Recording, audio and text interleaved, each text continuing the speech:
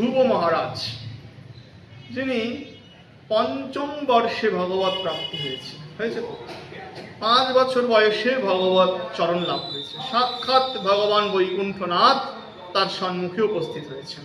ঠিক আমরা শুনেছি।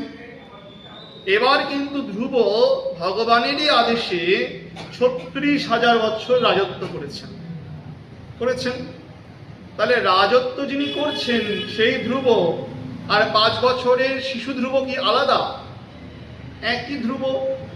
তাহলে যার হস্ত ভগবানকে স্পর্শ করল, ভগবত চরণ স্পর্শ করল, যার কর্ণ ভগবত কথা শ্রবণ করল, যার নেত্র ভগবানের রূপমাধুরী দর্শন করল, সেই ধ্রুব তার দেহ কি গুণময়? তার দেহ কি গুণময়? সত্যগুণ, রজগুণ, তমগুণ তখন আছে কি আর? কারণ ভগবত দর্শনের পর তো আর সেগুলো থাকে না। আরে ভগবত দর্শনই হবে না যদি গুণময় থাকে। গুণাতীত না হলে সেখানে ভগবত দর্শন হয় না।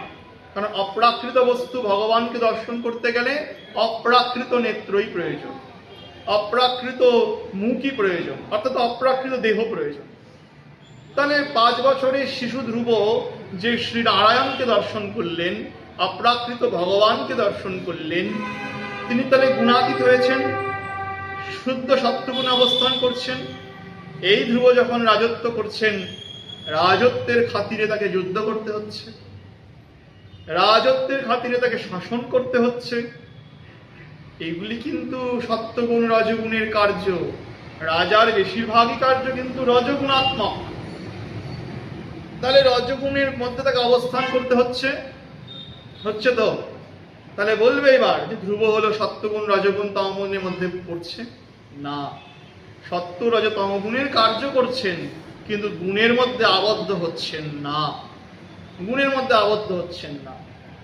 ভালো করে লক্ষ্য করো, এই ভাগবতে ধ্রুব চরিত্রের শেষে কি বলছেন? ধ্রুব কিন্তু সশরীরে বৈকুণ্ঠ লোকে যাচ্ছেন। পৃথিবীতে আরেকটা চরিত্র দেখাও যে সশরীরে ভগবত লোকে যায়, সশরীরে ভগবত লোকে যাচ্ছেন। তার শরীর যদি গুণাতীত না হয় তাহলে বৈকুণ্ঠ লোকে কি করে যায়? বোঝা যাচ্ছে? তাহলে গুণাতীত পুরুষ গুণের কার্য করে, কিন্তু গুণ তাকে কি করতে পারে না? প্রভাবিত করতে পারে না।